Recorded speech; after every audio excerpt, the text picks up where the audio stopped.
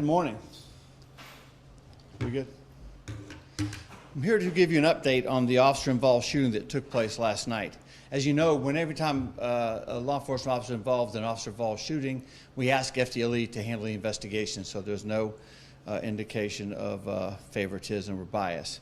I will tell you briefly last night that bondsmen from Bay Minette went to an address off of Hilton Road. They were looking for Ronnie Clark. He's a 53-year-old male. They had failure to appear warrants on him based on a meth charge. We also had VOP charges on him based on another meth charge. About 4:46 p.m., we arrive and we start a 3-hour conversation with him. When the bondsmen saw him there, they thought that he had a gun. He appeared to have a gun. When we got there, he appeared to have a gun. So we set a perimeter, asked SWAT to come out, and in 2 more hours, we tried to get this individual to come out. I have a video I'm going to show you in just a second and give you ideas of exactly what took place. All this time, he held a woman against her will inside a tent that's on that property. He also, during this time, made 2 phone calls or texts to people that he knows, acquaintances, and said that he has a gun, and he said that he's going to shoot it out with deputies on both of those emails and both of those texts. So we had this information. We knew he was a dangerous felon. We knew he was wanted, not just in Escambia County, but also in Alabama. We had the perimeter. We knew he was holding a woman against his will. Our fear was that he was eventually going to try to get into his car, which was parked outside of his tent.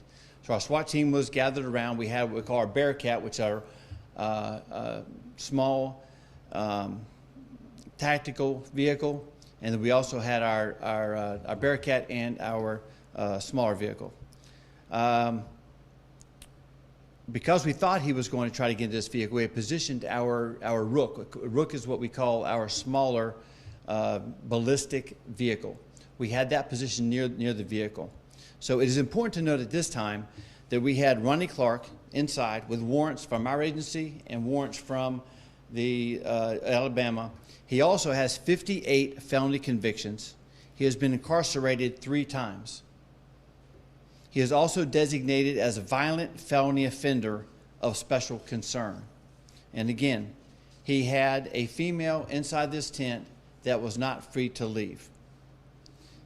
Now, I'm going to show you a video of what we see taking place. What you're going to see as I turn this thing on is a drone footage from our, obviously from our drones, and we have our SWAT team that is surrounding his vehicle, and we have our large Bearcat, and we also have our Rook in the area. And I'll show that to you as we get moving here.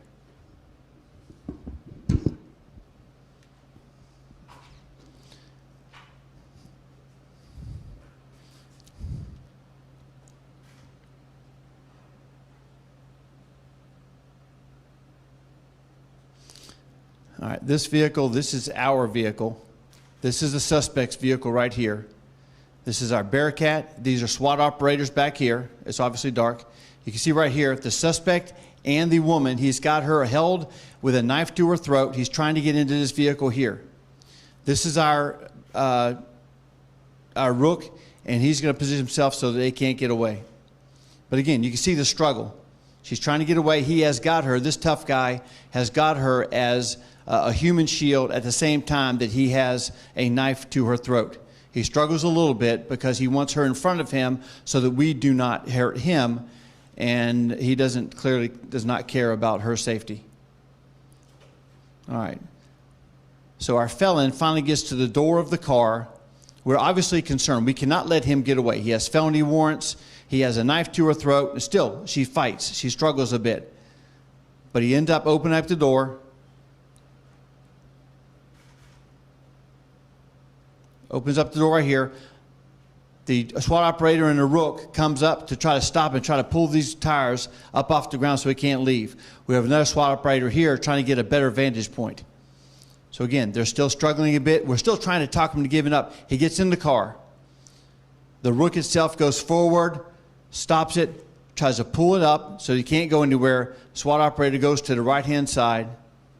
They're still in the car. They're still fighting and wrestling in the car. And again, he has a knife. He has a knife to her upper torso. He has a knife to her neck. The SWAT operator up here, you'll see in just a second, you'll see a muzzle flash from a single gunshot.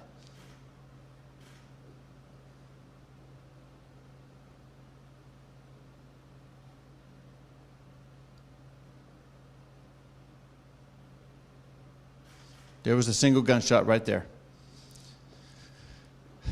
Now, what I was telling you a second ago, this is a violent felon, had warrants from Alabama, had warrants from Escambia County.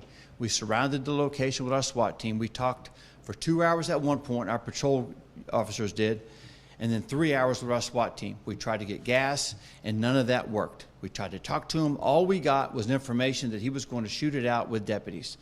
We threw tear gas inside the tent. It's kind of a makeshift tent outside. He barricaded up that tent so that we couldn't get inside. There was no doubt that he was not going to leave, not going to let the victim leave. At this point, I will tell you this. The suspect was shot and killed, and the hostage was injured. The hostage is right now recovering in a local hospital. I can tell you at this point, it is possible that the bullet that was fired went through the hostage taker and may have struck the hostage during their active struggle. As you saw in the video there was a struggle outside the vehicle, there's a struggle to get in the vehicle, and while they were in the vehicle, there was a struggle as well. So as I said before, it's possible that the bullet either fragmented when it went through a window, or it went through the hostage taker and then struck the hostage herself. So it's obvious to us that we spent 5 hours trying to end this peacefully, and we could not let them leave. In situations like this, we care about human life. We care more about a hostage than we do the hostage taker. And the deputy had an opportunity to try to end this because, as I said, we cannot let this vehicle go. Our criminal escalated these events, and it cost him his life. He was wanted for the crimes that he committed. He had over 50 felony convictions. He threatened our deputies. He threatened the bondsman. He held a knife to the throat of a hostage, and he tried to get away.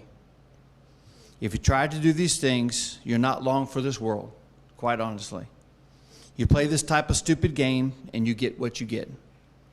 If he had just obeyed, if he had just surrendered, given up, allowed her to go, if he'd have done that, he'd probably be at the jail now. He'd be at the jail now trying on jumpsuits, but he's not, because he escalated this. He had a knife to an individual's throat, and we took the action that we felt like we had to take. Now, by protocol, we have the deputy that is on administrative leave. The Florida Department of Law Enforcement, as I said earlier, will be doing the investigation, and they will relay that information to the state attorney's office. I may not be able to answer too many questions, but I will take a few if I can, and this will likely be the last time we comment because, again, we want to make sure that the Florida Department of Law Enforcement is able to conduct their investigation. I want to do one last thing. This is a photograph of the knife that was recovered. This is the knife that he held to the hostage's neck and upper torso area. And remember I said that the bail bondsman and the deputies both thought that they saw a firearm. He's actually claiming he has a firearm, and he's going to shoot up with deputies. What we did find on him was not just the knife that he dropped, but he also dropped this. It's a 2 pieces of black something that he had taped together, and clearly he was using that to let people think that he had a firearm. Now, we have not found a firearm at the scene, so we believe this is what he threatened the bondsman and the initial deputies that responded with. But I can assure you that the knife that he had to the victim's throat was very much real. So, and with that, I'll answer any questions that you might have. Yes, sir. Can you go into the decision to fire on that hostage taker while he's still tangled up with this victim? I mean, who makes that call and why? Well, I think that the first thing we want to do is save the life of the hostage. I think that when you see an active struggle like that with an individual with a knife to a person's throat, their life is in grave danger. And if you have an opportunity to eliminate that danger, then you do so. And the decisions are made based solely upon saving lives. We cannot let a victim, a hostage, leave with a hostage taker. Anyone else have any questions? Yes, sir. Do you have an update on the victim, hostage's injuries? Are they life-threatening, and how was she known to the suspect? I'm not aware of how much she knew the suspect. I can tell you that while they were in the tent, we heard the noise of smoking meth. Is pretty identifiable. Who was smoking meth, I don't know that, but I can tell you that our deputies heard that from outside of the tent that they were in. I do not have the updated condition on the victim, but they were being treated at a local hospital, and obviously our hearts and prayers go out, and we're hopeful for a speedy recovery. Any other questions? Thank you guys very much. And again, because FDLE is going to be handling the investigation, this will probably be the last update that we give you. So thank you very much.